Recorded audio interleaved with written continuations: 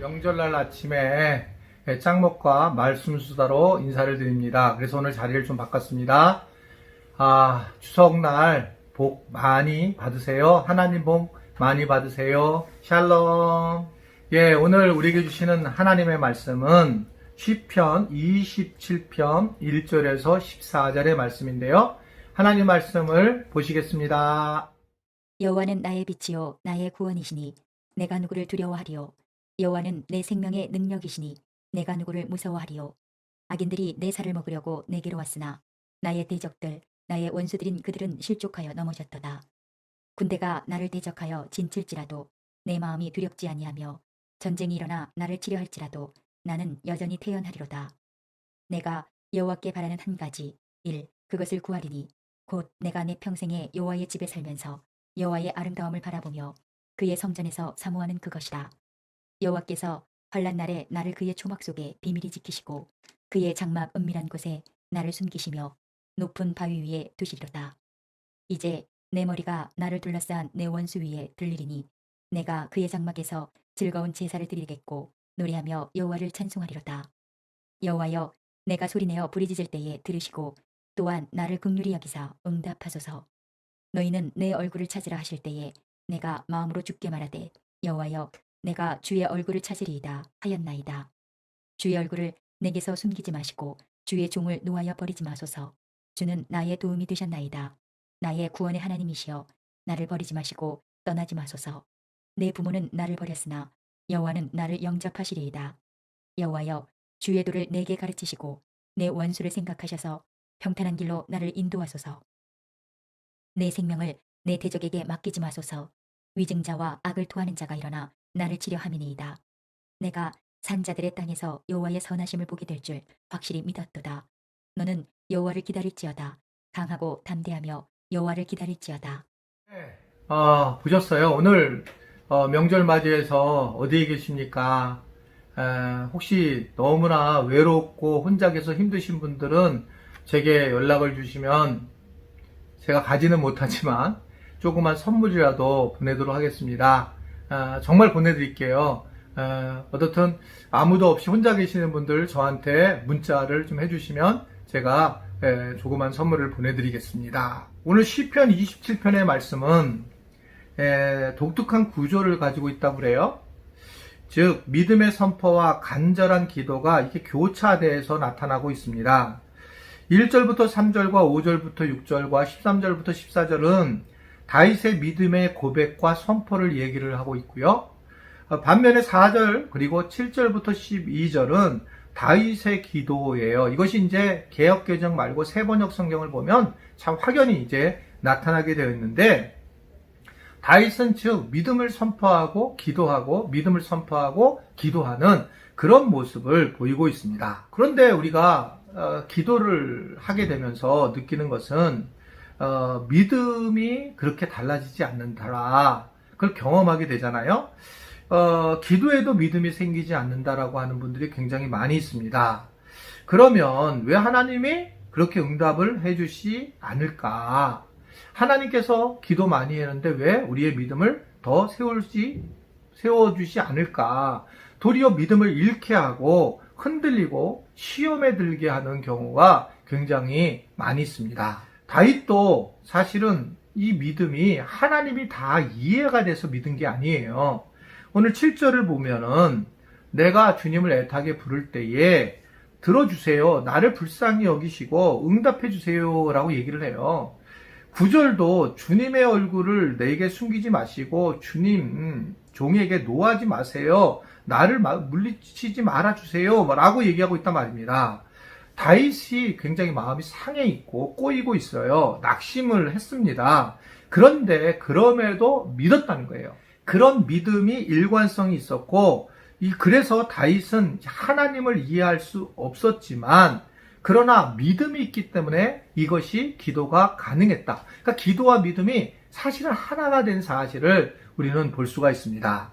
13절의 말씀을 보면 그는 이렇게 얘기를 하고 있어요. 이 세상에 내가 머무는 게 한 생애인데 내가 주님의 은덕을 입은 것을 나는 확실히 믿고 있다라고 얘기를 하고 있어요. 주님의 은혜를 내가 확실히 믿고 있다. 여러분 아멘이시잖아요. 우리가 하나님의 은혜를 확실히 이거는 믿고 있잖아요. 그런데 기도하면 응답은 안 되는 것 같고, 그래서 속상하기도 하고, 이것 또한 우리가 나타나는 현상이지만, 그런 과정에서 하나님의 은혜에 대한 믿음의 확신을 가지고 있는 것이 바로 이 다윗의 기도였고, 그의 기도는 그래서 뭔가 달랐다는 겁니다. 다윗의 이 시편 기도는 뭔가 특별한 게 있어요. 뭔가 특별한 게 있습니다. 이 전쟁이잖아요, 지금요. 이게 배경이에요, 전쟁. 자, 전쟁이라면 하나님 적들을 물려주세요. 우리의 그래서 아군을 좀 잘 훈련시켜 주세요. 그리고 승리하게 해주세요 라고 기도를 해야 되는 게 정상적인데 4절의 말씀을 보면 그는 단 한 가지 소원이 있다는 겁니다. 그게 뭐예요?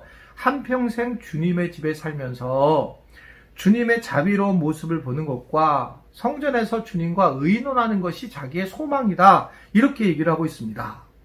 지금 상황이 전쟁이에요.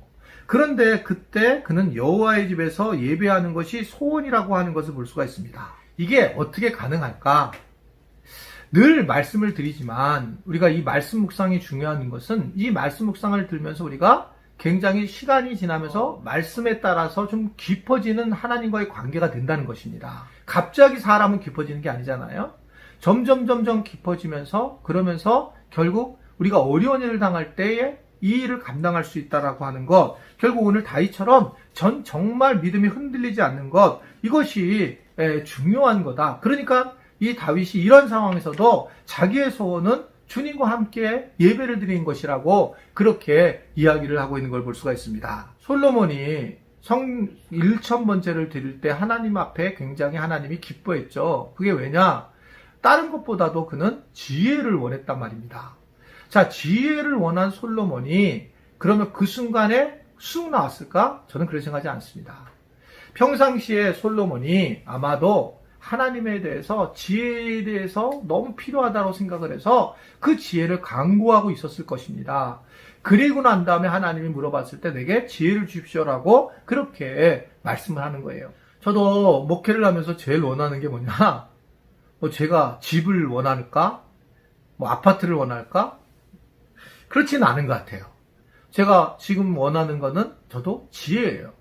하나님이 가신 지혜를 가져서 이 목회를 잘 마무리를 하고 또 우리 교회를 다니던 분들이 정말 행복하고 그리고 하나님의 뜻에 맞게 신앙생활을 하다가 하나님 나라에 돌아가게 하는 것. 이게 사실 제가 하나님의 지혜를 간구하는 그런 부분입니다.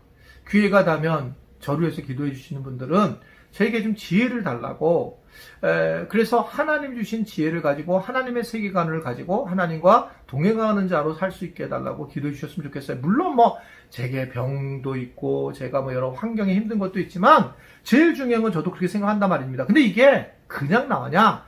그냥 나오지 않다는 거죠. 제가 얘기한 것도 평상시에 제가 가지고 있는 것들이 이렇게 얘기가 나오지 갑작스럽게 나오지 않는다는 겁니다. 우리가 죽을 병에 걸렸는데 죽을 병에 걸리면 대부분 다 낫게 해주세요 이렇게 기도해야 될 텐데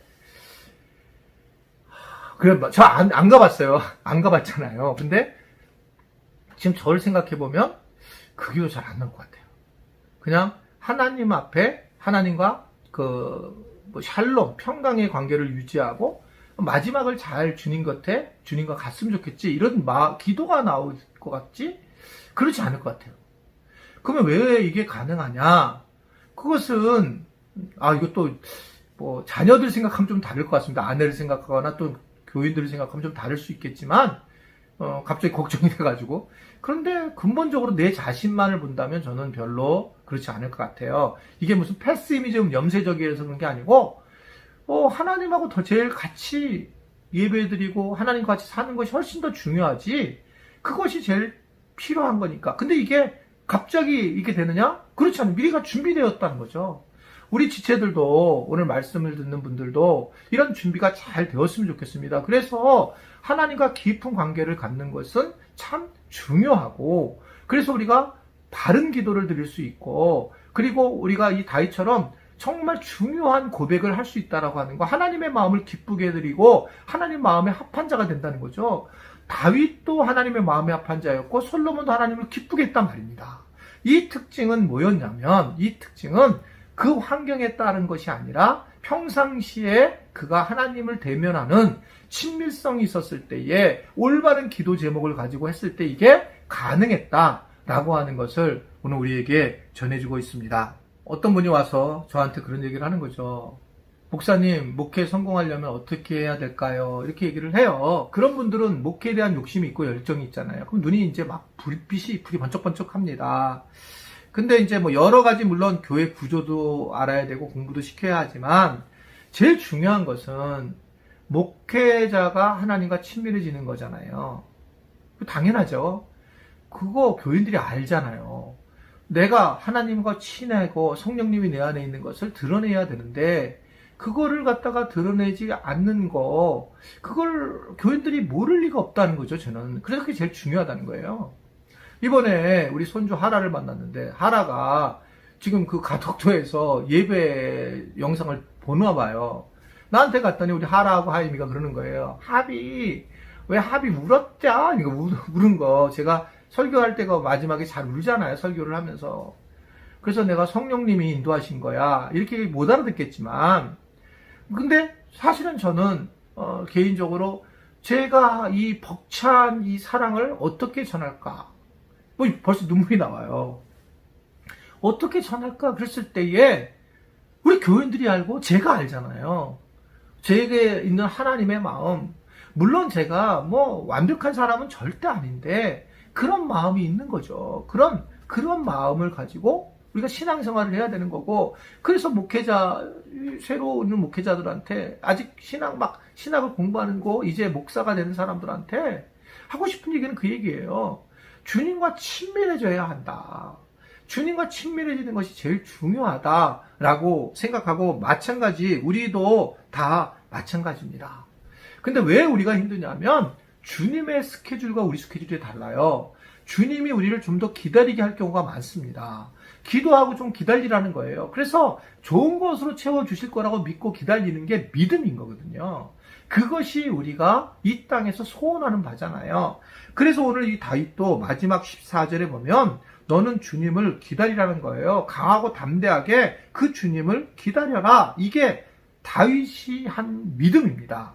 하나님을 이해할 수 없을 때에 도리어 하나님을 기다리라고 하는 거예요. 그게 믿음이라는 겁니다. 다 하나님 이해가 안 되지만 그것을 기다릴 때에 참 믿음이라고 하는 것을 오늘 우리에게 전해주고 있습니다. 우리에게 주시는 축복과 평안 때문에 하나님께 감사하는 게 아니라, 이렇게 우리가 그렇지 않을지라도 그냥 감사하는 마음을 가지고 그냥 더욱 하나님을 믿는 것이 믿음이라는 것을 알고, 오늘 명절에도 그 믿음으로 행복하고 하나님께 영광 돌리는 하루가 될 수 있게 되기를 바랍니다.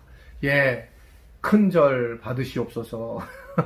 오늘은 명절이기 때문에 제가 축도를 하겠습니다. 하나님, 오늘 명절에 있는 모든 분들을 축복합니다. 하나님께서 큰 복을 내려주시고 또 그 복을 따라 하나님과 관계와 또 물질을 주님이 허락하여 주옵소서.